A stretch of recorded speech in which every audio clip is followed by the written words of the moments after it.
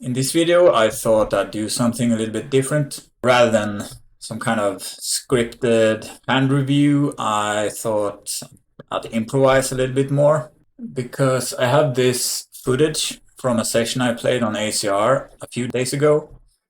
I thought it could be cool to go through because I was playing a bunch of other tables and other networks around these two tables. So, which is something I used to do in the past quite a bit, to record myself playing and then just like a normal session with lots of tables and then go through it to be amazed over how much I actually missed. So, without further ado, let's jump in and see if there's something cool. Let's skip these first couple hands, as I'm not sure what happened. 9 deuce, a little bit deep, as well as 10-20 on ACR. The rake structure is quite good, so calling 9 deuce suited here is definitely fine. Not a big deal to fold either.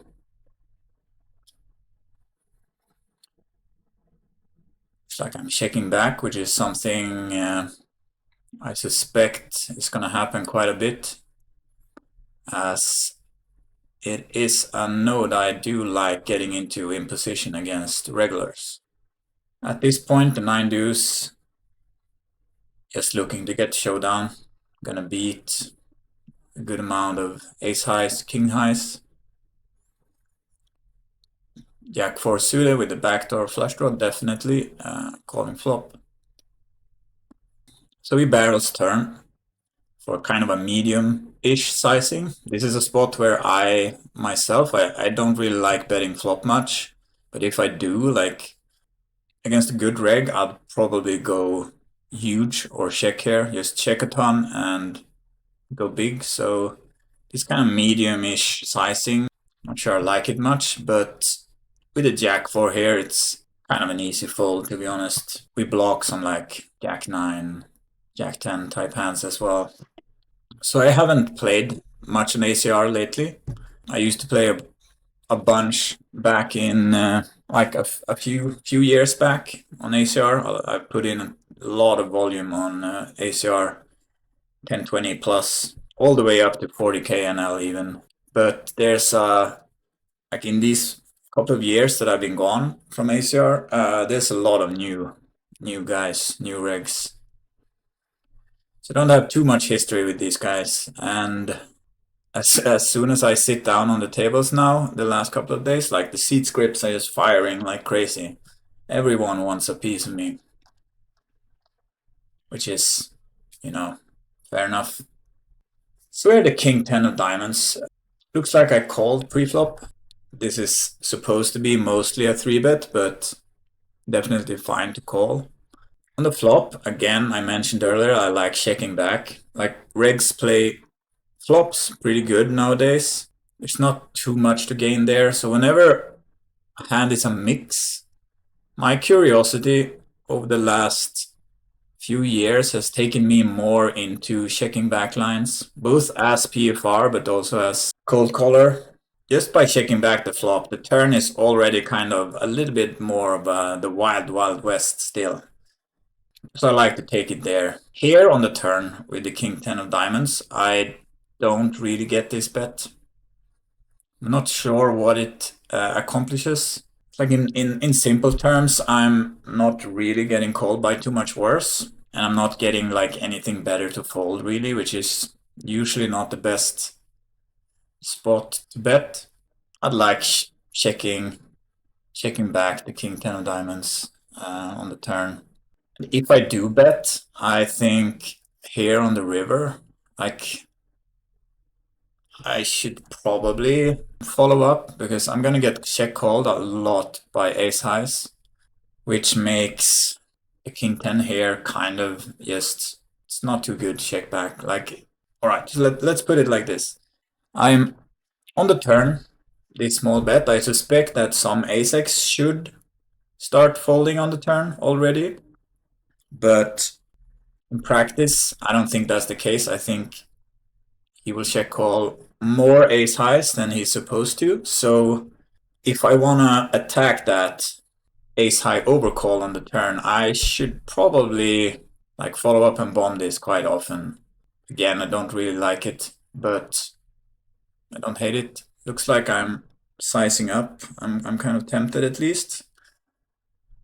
Don't remember if I went for it or not. Yeah, looks like I checked. Not a big deal, but I think the turn bet is kind of a bit random. Skip through a bit. All right, ace king. See if something happens. Nope. Ace 8, no, no, no, no, no, no.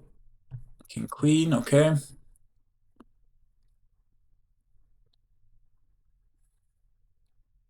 Looks like I'm tempted to call 4-bet, but yes, fold. Okay, good. Jack 5, probably gonna be an open. It folded to, no. 8-4 fold. So bomb pot to the right.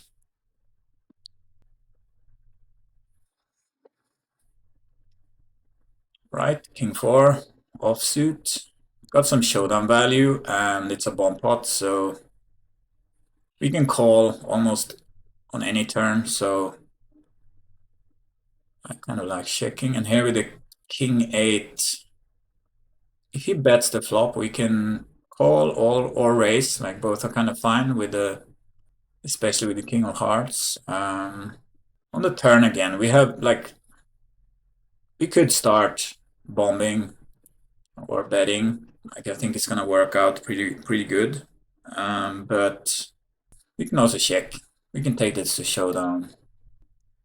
King 8 now as it's checked through. Trying to get showdown. We might. Sometimes he might have something like king 5 or whatever. What did he have? He had king jack. Okay. If you want to get better, I coach a small group of players privately. I don't do hourly sessions and I only work with people more long term that I actually want to talk poker with every day. So if that sounds like something you would be interested in, to have me by your side available every single day, you can find out in the description how you can reach out to me. And we'll take it from there to see if we could be a good fit. Ace 5, this is going to be mostly a 3-bet, but again, if it's a mix and it's a very beautiful hand, like has a lot of playability, like Ace 5 suited or King 10 suited, I will lean towards calling that, to be honest, to play as deep of an SPR as possible, because I think there's more to be gained there rather than to bloat the pot and allow him to just play out of position at a lower SPR. I'm gonna give him the benefit of the doubt to play against 3-bets, blind versus blinds, 100 big blinds deep, pretty good at this point if he's a high stakes regular. Let's see. I'm probably gonna miss some hands doing this. Please let me know in the comments if it's something that is interesting to watch. 8-9 off. Again, we've gotten into a delay situation where I didn't bet flop, I didn't bet turn. So we rep like a good amount of showdown value here. Because a lot of players tend to try to bet air early in the hand as much as possible to that's just how a lot of players play. Like if you can range bet, usually people take the range bet spot. So the king jack 6 off here, blind versus blind, this is a spot where I think it's completely fine to simplify to a range bet. And everyone tells you to simplify things. I'm probably not going to do that. Because now we're here on the river and I think it's just a very good spot to try to take it down. Because I think his range is going to be quite weak and we kind of rep showdown value. The meta game of repping showdown value, I guess. So I think the delay river line is going to work too often. Skip through a little bit. Queen 9. Kind of close on the flop. I don't mind folding. 8-6, probably gonna be a fold. Let's see. 9-3. So ace queen, blind with blind. I said I like calling with playable, beautiful hands. Ace queen suited though, that would be pushing it. This is always gonna be a 3-bet. It's too good, too good, too good. I'm not taking it that far. So got a heads up spot here again with a weird button big blind. I'm gonna limp, it looks like. Played a lot of ante and straddle games in the past year or two, so I'm kind of a fanboy of limping blind with blind nowadays. So if you didn't know, in big ante games or ante games, if you're in the small blind, there's a lot of limping there, and I think it's also, it works out great in practice, but let's not spend any time on that now. Nines, I don't mind checking back here, but paired boards are one of the boards where I do like betting rather than taking checking back with a lot of playable hands. So king 8 off. So this is kind of the opposite of having king 10 suited. This is gonna be a mix 3-bet and call. As you see, I'm not playing with an RNG, but I'm 3-betting it. So he doesn't know what I'm doing because we don't have a lot of history. So I'm not too worried about maybe 3-betting a little bit too much with those type of hands and overcalling a little bit with the more beautiful hands like king 10 suited, king 8 off. I will probably 3-bet too much. But until he gives me a reason not to, I'm not gonna worry about that. Let's skip through a little bit. Ace deuce off. Okay, so similar to the king 8, highest 3-bet. It's gonna be a mix as well. Getting a lot of these check back air spots. Another thing I'm gonna assume, again, this is, I don't know if this is true in this instance, but overall in my experience, a lot of regulars are betting out against checkbacks a little bit too greedily, too strong. They're not checking enough, not check raising enough, and they tend to have multiple sizings. So either he believes I'm gonna overfold, so he's just gonna overbluff, betting out this big. He's gonna lead out a little bit too strong. I don't know, but in my experience, it's gonna be a little bit too strong and greedy. His check is gonna be a little bit too weak, and I'm gonna get away with a lot of delay c-bets at a good price against a weaker range. Queen 7 also close. Looks like I'm following the path of 3-betting whenever I get the chance with a kind of shit hand. Skip forward. Okay, 6-4 suited. Open the small blind, get called. Probably gonna check again. So here on the turn, we can definitely bet. We can bet small, we can bet big with an overbet. I'm gonna look to bluff the river again. If he does bet the turn, unless he bets like pot or bigger or anything, I think we can check raise here and follow up on the river a ton, because he has kind of capped himself by checking back the flop, and he doesn't really know what we're up to. We're not necessarily capped, so it's a lot of hands that wants to check raise the turn, and once it checks through again, like, we just have to bet here. We can bet small, we can rep kind of anything almost, like probably 5x or better if we go for a block. Like, we can rep every pocket pair. You can also go small and still rep. It's something actually I would really like here if we had like a flush, or let's say we have pocket 5s or like something nutted. I would actually like a block bet here to set up a block re-raise, because he has a good amount of 10x and he can rep a good amount of 10x.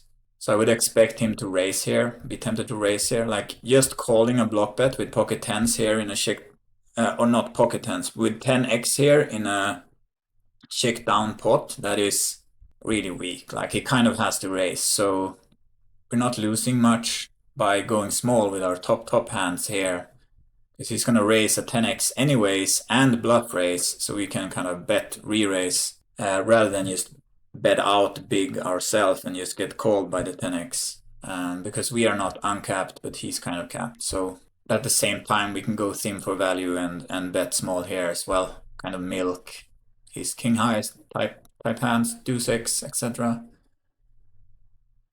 And at the same time, like just bluffing as well. It's a cheap bluff. It's gonna work out just fine.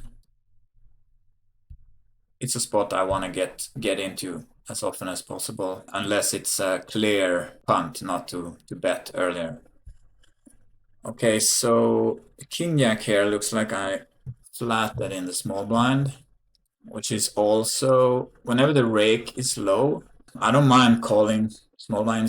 There's gonna be some flat calling, unless we want to simplify to playing a pure 3-bet. So similar to checking back flops, I don't mind going into this node because it's gonna be less studied. Checks through here on the turn. Betting out is probably fine, but I like checking a little bit more. We can check call against a small bet. We could also check raise here. We're kind of repping a very mergy sort of range here. We're gonna have some queen x. We're gonna have tiny bit of 5x, not much, like ace-5 suited, 5-6 suited, king-5 suited. They could all be in the small blind calling range here, as well as queen-jack, king-queen, queen-10 suited at times, as well as some mergy kind of hands like jack-9 suited, ace-10 off, some flush draws, etc. So we could probably structure a go check raise here. Both in practice, I think it's gonna work out all right, but also like we can do it because we do have some 5x here. Not sure I like it though against the small bet. I think just calling is probably better, because I think if he has anything, he's gonna be pretty curious. It's not like big blind is capped here. He's still the one who has the most 5x. We still need to get through him as well. So I don't know if this is true, but I wouldn't be surprised if he doesn't check back the flop enough with hands like queens, kings, aces. I suspect those are supposed to check back a good amount, as well as pocket tens and pocket aces. If anything, that's something I could see him checking back high frequency. On the river, what king x wants to do here is to just bet small. We still put pressure on his queen x, ace highs, like 10x if he happens to have some kind of 10x. I doubt it though, but queen x for sure. He can have some king x of hearts. He can have king jack himself, so he can have some king x. Not much though. It's gonna be a lot of queen x. Yeah, I think what king x wants to do is to just block and to do both in practice and it makes sense in theory with some hands. So he has pocket aces. Okay, that does make sense. So good that we didn't hit an ace on the river. I think I have to wrap this up. This was a bit of an experiment. Please let me know in the comments if this was enjoyable to watch. Yeah, please let me know, and we'll see if I'll make a part 2 of this footage that I have or not. All right, peace.